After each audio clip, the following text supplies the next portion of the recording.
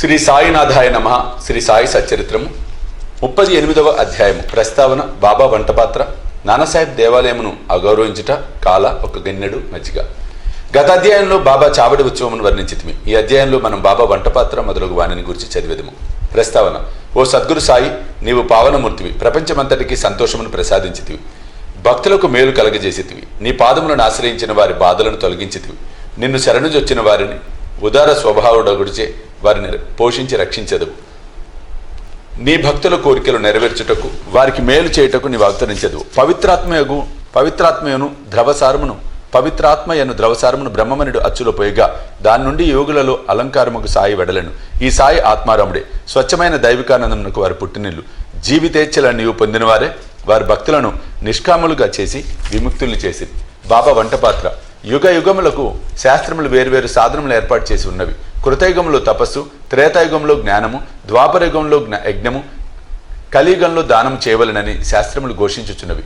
దానములన్నింటిలో అన్నదానమే శ్రేష్టమైనది. మధ్యాహ్నం 12 గంటలకు భోజనం దొరకనిచో మనం చాలా బాధపడదము. అట్టి పరిస్థితుల్లో ఇతర జీవులు కూడా అట్లే బాధపడను. ఈ విషయం తెలిసి ఎవరైతే బీదలకు ఆకలితో ఉన్నవారికి భోజనం పెట్టెదరో వారే గొప్ప దాతలు. తైత్రోపనిషత్తు ఇట్లు చెప్పుచున్నది, ఆహారమే పరబ్రహ్మ స్వరూపము. ఆహారం నుండి సమస్త జీవులు ఉద్భవించుచున్నవి. చచ్చిన పిమ్మట అవి తిరిగి ఆహారంలో ప్రవేశించును. మిట్ట మధ్యాహ్నం మన ఇంటికి ఎవరైనా అతిథి వచ్చినచో వారిని ఆహ్వానించి భోజనం పెట్టుట మన విధి. ఇతర దానములు అనగా ధనము, బట్టలు మొదలగునవి పుచ్చుకున్నప్పుడు కొంత విచక్షణ కావలను. కానీ ఆహార విషయంలో అట్టి ఆలోచన అవసరం లేదు.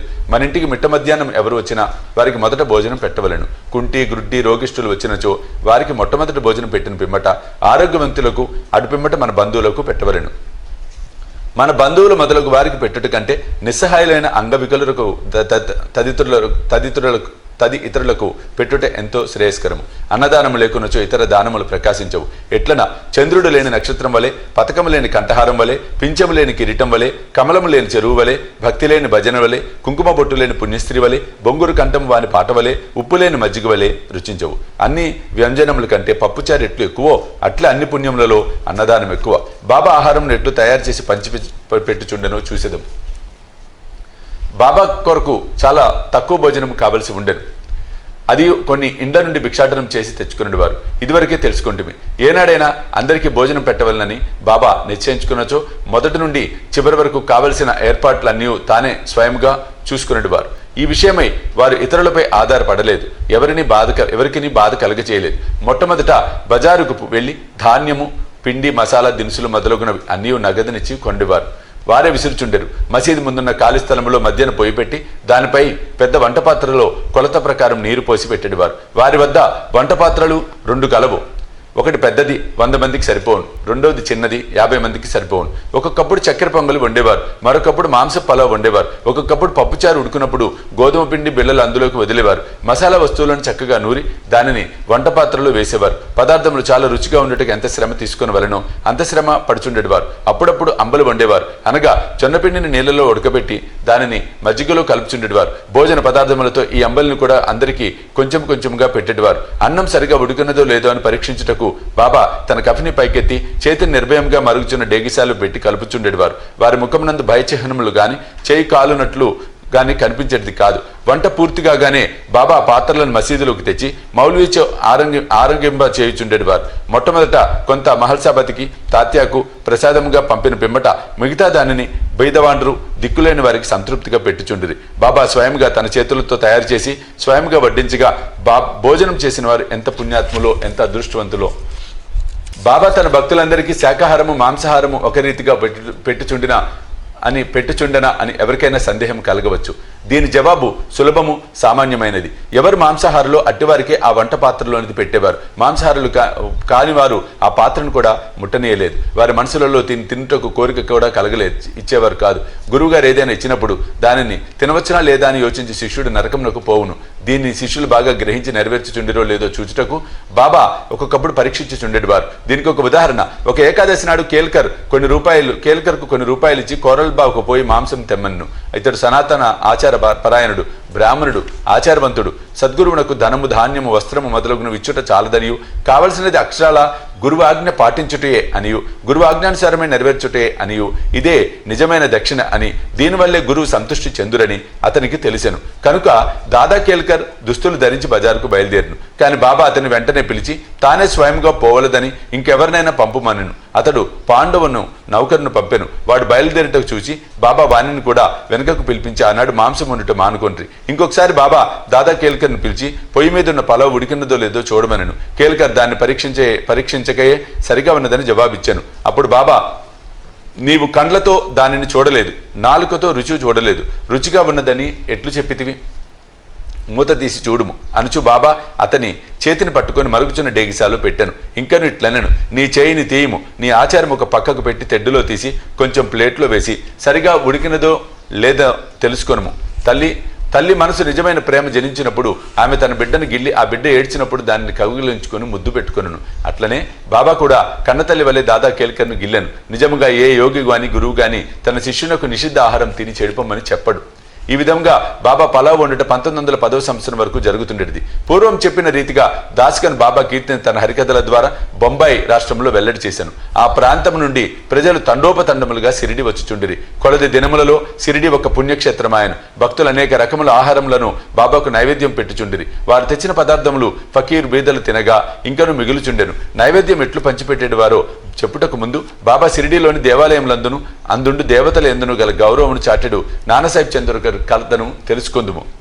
నానాసాహెబ్ దేవాలయమును అగౌరవించుట ఎవరికి తోచినట్లు వారు ఊహించి బాబా బ్రాహ్మణుడని కొందరు, మహమ్మదీయుడని మరికొందరు చెప్పుచుండిరి.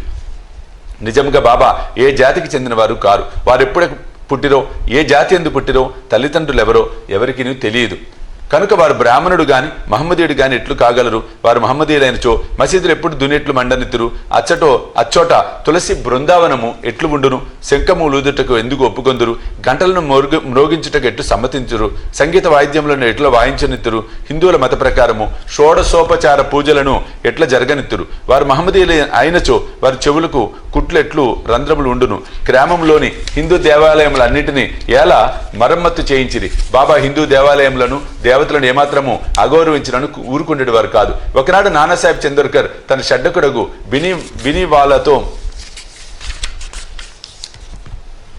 బినివాల్యాతో షిరిడి వచ్చెను. బాబా వద్ద కూర్చొని మాట్లాడుచుండగా నానా మీద బాబా హఠాత్తుగా కోపంగించి, నా సహవాసం ఇన్నాళ్ళు చేసియు ఇట్లనే చేసితివి అనెను. నానాసాహెబ్ మొదట దీనిని గ్రహించలేకపోయాను. కనుక అదేమిటో వివరించవలసినదిగా ప్రార్థించను. కోపర్గాం నుండి షిరిడీకి ఎట్లు వచ్చితివని బాబా అడిగాను. నానా వెంటనే తన తప్పును గ్రహించను. సాధారణంగా షిరిడీ పోవునప్పుడల్లా నానాసాహెబ్ కోపర్గాంలో దిగి దత్త దర్శనం చేసుకునేవాడు. కానీ ఈసారి తన బంధువు దత్తభక్తుడు అయినప్పటికీ అతనిని కూడా వెళ్ళనీక ఆలస్యమైపోతుందని చెప్పుచూ తిన్నగా షిరిడి చేరెను. ఇదంతయు బాబాకు తెలియచేయచు తాను గోదావరిలో స్నానం చేయనప్పుడు ముళ్ళు పాదములో గుచ్చుకొని తనను చాలా బాధ పెట్టను అని చెప్పాను. బాబా అది కొంతవరకు ప్రాయశ్చిత్తమే అనుచు ఇక మీదట జాగ్రత్తని హెచ్చరించాను. ఇక నైవేద్యం ఎట్లా పంచిపెట్టేవారో చూసేదము. హారతి పిమ్మట భక్తులందరికీ ఊదితో తమ ఆశీర్వాదములు ఇచ్చి పంపివేసిన పిమ్మట బాబా మసీదులోనికి పోయి నింబారు వైపుకు వీపు పెట్టి కూర్చొనుచుండిరి. కుడివైపు ఎడంవైపు భక్తులు పంక్తులలో కూర్చొనుచుండిరి.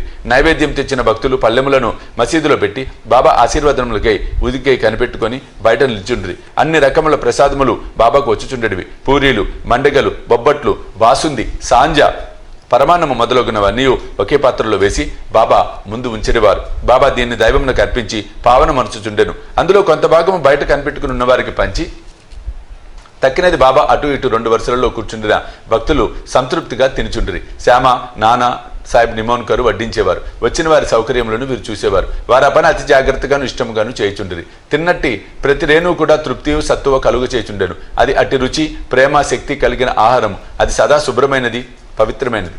ఒక గిన్నెడు మజ్జిగ. ఒకనాడు హేమాడ్ పంత్ మసీదులో అందరితో కడుపు నిండా తినను. అట్టి సమయమున బాబా అతనికి ఒక గిన్నెడు మజ్జిగ తాగుమని ఇచ్చాను. అది తెల్లగా చూచుటకు ఇంపుగా ఉండెను, కానీ అతని కడుపులో ఖాళీ లేనట్లు ఉండెను. కొంచెం పీల్చగా అది మిక్కులు రుచిగా ఉండెను. అతని గుంజాటనం కనిపెట్టి బాబా అతనితో ఇట్లనెను, దానినంతయు త్రాగుము, నీకు మీదట ఇట్టి అవకాశం దొరకదు. అతడు వెంటనే దానినంతయు త్రాగాను. బాబా పలుకులు సత్యమయ్యాను. ఏలన త్వరలో బాబా సమాధి చెందిరి. పాఠకులారా, హేమాడ్ పంత్కు మనం నిజముగా నమస్కరించవలెను. అతడు గిన్నెడు మజ్జిగను ప్రసాదంగా తాగాను. కానీ మనకు కావలసినంత అమృతమును బాబా లీలల రూపమున ఇచ్చెను. మనము ఆ అమృతమును గిన్నెలలో తాగి సంతృష్టి చెంది ఆనందించదముగాక. 38వ అధ్యాయం సంపూర్ణము. సద్గురు శ్రీ సాయినాథ్ అర్పణమస్తు. శుభం భవతు.